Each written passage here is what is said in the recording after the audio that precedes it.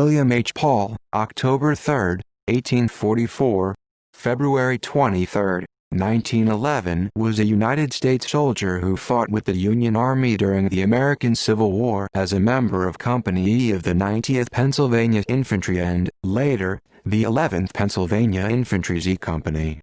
He was awarded his nation's highest honor for valor in combat, the U.S. Medal of Honor, for saving and protecting the regimental flag of the 90th Pennsylvania Volunteers during the intense fighting of the Battle of Antietam in Maryland on September 17, 1862.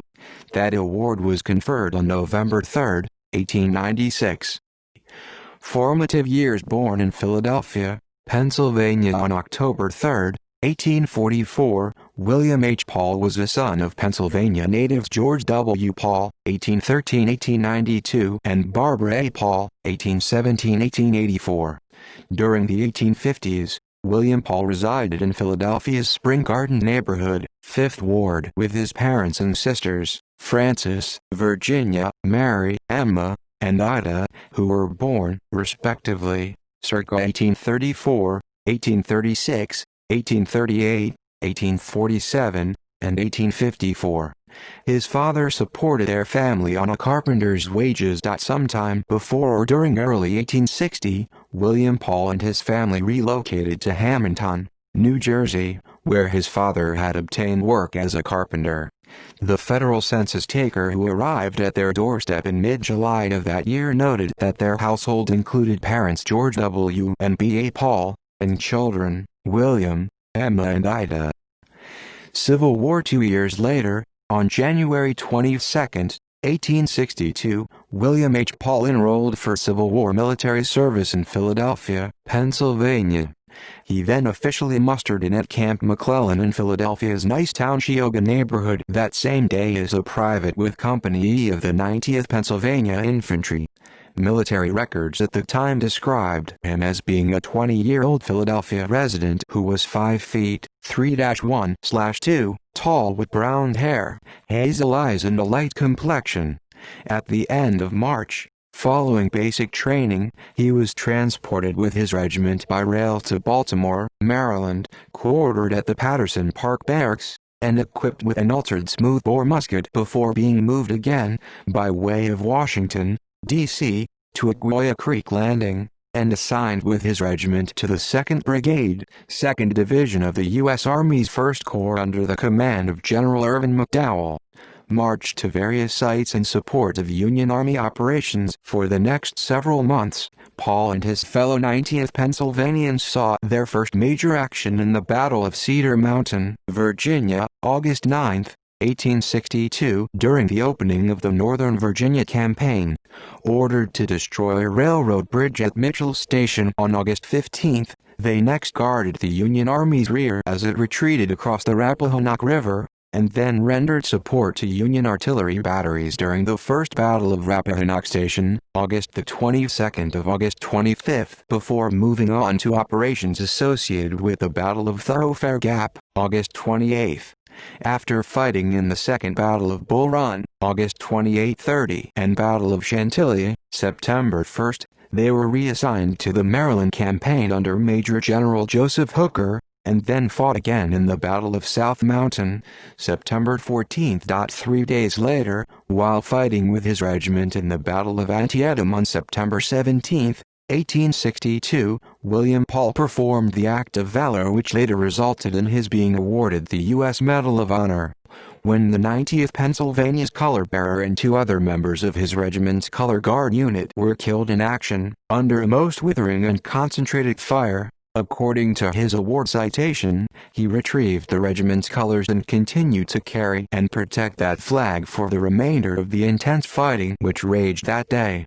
In recalling those events for an interview years later, Paul said, "During the Battle of Antietam, our corps was being vigorously attacked in a wooded and hilly part of the country, where our forces could not very well cope with an enemy accustomed to bush fighting. Nevertheless, in a hard and deadly struggle we were slowly but surely driving the enemy back, when Color Sergeant Mason, who was in advance of our lines some 4 or 5 yards, cheering us on, was shot. A rebel detachment immediately rushed forward to capture the fallen colors. Seeing this, I placed myself at the head of a few men, probably 10 in number, and charged out to meet the enemy, and if possible rescue the colors. We clashed with a shock, and a sharp hand-to-hand fight ensued in which 2 of our men were killed and 5 so severely wounded that they were unable to be of any assistance. A rebel had already seized the colors, but I grasped them and with one supreme effort wrenched the precious banner from his hold. Waving it high above my head, I carried it throughout the remainder of the battle. In the melee my comrades managed to kill one of the enemy and capture another. I afterwards carried the flag in all the battles in which our regiment participated, until after the Battle of Gettysburg, when I was relieved from further duty as color-bearer, because of a wound received during that battle. Sometime after being wounded in action at Antietam, Paul was promoted to the rank of sergeant. After his regiment was reassigned to the Union Army's 1st Corps in 1862, he and his regiment then fought in the Battle of Fredericksburg, December 11–15, 1862. Ordered to fatigue duty in the new year, they then participated in the Mud March led by Major General Ambrose Burnside, January 1863, and the intense fighting of the Chancellorsville Campaign, April 30th of May 6, before heading for Pennsylvania. Assigned to the Gettysburg Campaign, they then fought in the Battle of Gettysburg, July 1–3, and pursued the Confederate Army as it retreated into Maryland and Virginia. Reassigned to picket duties along the Rappahannock River that fall, the regiment skirmished periodically with Confederate troops while also participating in the destruction of enemy-controlled segments of the Manassas and Alexandria Railroad and repair of Union-controlled lines before being ordered to participate in the Mine Run campaign in December. After departing its winter quarters at Cedar Mountain, Paul's regiment was once again ordered to operations at various points in Virginia during January 1864. Encamped on the Sperryville Pike beginning February 6, they drilled throughout April and were also assigned to picket details. Marching with his regiment for Virginia's Wilderness on May 4, Paul was wounded in action again the next day while fighting with the 90th Pennsylvania in the Battle of the Wilderness. According to historian Samuel P. Bates, on the morning of the 5th the 90th Pennsylvania resumed the march, but had not gone far before it came upon the enemy's skirmishers.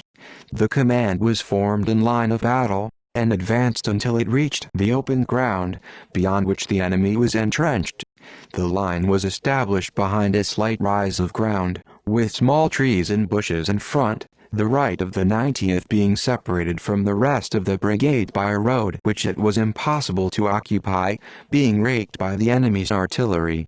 "We lay," said a report of the battle, "in this position some time, when General Griffin, in command of the 1st Division, rode up and ordered a charge.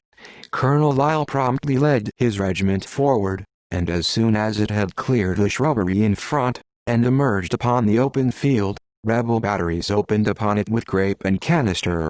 The order was given to double quick, and with a shout it advanced within close range of the rebel lines. From some misunderstanding, or not having received the same peremptory order from General Griffin that he gave to the 90th, the rest of the brigade did not advance any distance, leaving the regiment entirely alone in the charge. When Colonel Lyle discovered that he was unsupported, he gave the order to about face, and what was left rallied around the colors, and under a fierce fire of infantry and artillery returned to its original position. Of 251 men, 124 were either killed, wounded, or captured. A ditch run across the field with rebel sharpshooters, who prevented any of the wounded from being taken off, and they fell into the hands of the enemy. The regiment was soon after relieved and moved to the rear. Reassigned to the 3rd Division of the 5th Corps, the division under General Samuel W. Crawford, Paul's regiment became one of those which fought in the Battle of Cold Harbor, June 1–12, and several other engagements during the Siege of Petersburg, June 9, 1864–March 25, 1865.